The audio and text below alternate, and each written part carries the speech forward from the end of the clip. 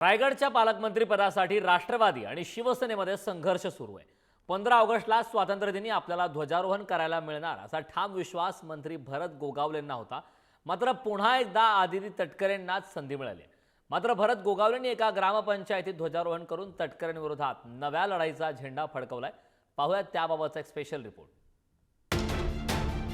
ग्रामपंचायतीचं ना त्याच लेवलचे आहेत। तुमच्या नशिबात ते पण नाही कुठं झेंडा फडकवायला तुम्हाला मंत्री भरत गोगावलेंना दुधाची तहान ताकावर भागवावी लागली, कारण त्यांना बिरवाडी ग्रामपंचायतीत ध्वजारोहण करावं लागलं। हाच धागा पकडत खासदार संजय राऊतांनी टीकेची संधी साधली।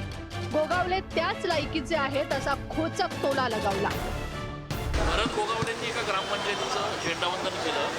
खरं तर पालकमंत्री नसताना ग्रामपंचायतीचं ना त्याच लेवलचे आहेत ते। ग्रामपंचायतीचं ना त्याच लेवलचे आहेत ते। देशाचा झेंडा फडकवत असताना तो ग्रामपंचायत फडकवला काय आणि जिल्ह्याचा फडकवला काय, हा झेंडा फडकवण्याचा जो काय मान असतो हा वेगळा असतो। पण तुमच्या नशिबात ते पण नाही कुठं झेंडा फडकवायला तुम्हाला, आणि म्हणून आम्ही समाधानी आहे। राऊतांनी काही काळजी करायचं कारण नाही। पालकमंत्री म्हणून रायगडमध्ये 15 ऑगस्टला ध्वजारोहण करायला मिळावं अशी भरत गोगावलेंची इच्छा होती। मात्र मंत्री आदिती तटकरेंना ध्वजारोहणाचा मान मिळाला। त्यामुळे भरतशेठ गोगावलेंनी बिरवाडी ग्रामपंचायतीत ध्वजारोहण केलं। मात्र यावरून विरोधकांसह सोशल मीडियावरती त्यांना ट्रोल केलं जात आहे। चर्चा काही असू दे, जर सरपंचांनीच सन्मानानं मंत्री महोदयांना ध्वजारोहणासाठी जर बोलवलं असेल तर त्याच्यामध्ये कसं काय, सरपंचांच्याच निमंत्रणाला मान देऊन जर भरतशेठ गेले असतील त्याच्यामध्ये काय?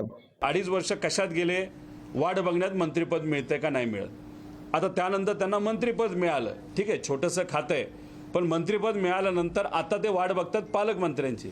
त्यांना अजून 4 वर्ष वाटच बघावी लागणार आहे पालकमंत्री पदाची, आणि 4 वर्षानंतर त्यांना कळेल, अरे च्या भाजपलीच आपली खेळी केली, भाजपलीच आपला पक्ष फोडला, आपल्याला वाऱ्यावर सोडलं, आता आमदार होतो का नाही असा प्रश्न कदाचित 4 वर्षानंतर त्यांना तिथं निर्माण होऊ शकतो।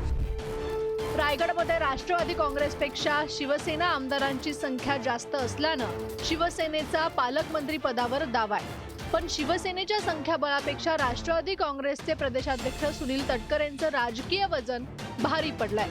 यावरूनच मंत्री गोगावलेंनी आता थेट खासदार सुनील तटकरेंना इशाराही दिलाय।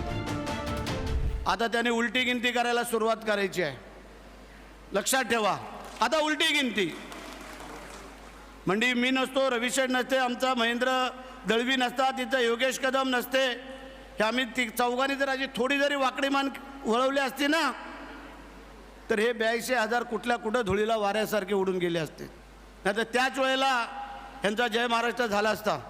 कोण काय बोलतं त्याच्यावरती प्रतिक्रिया देण्याइतपत मी काय छोटा नाही आहे। प्रदेश राष्ट्रवादी काँग्रेस पक्षाचा अध्यक्ष आहे। मला माझ्याबद्दल कोण काय बोललं हे मी ऐकलेलं नाही।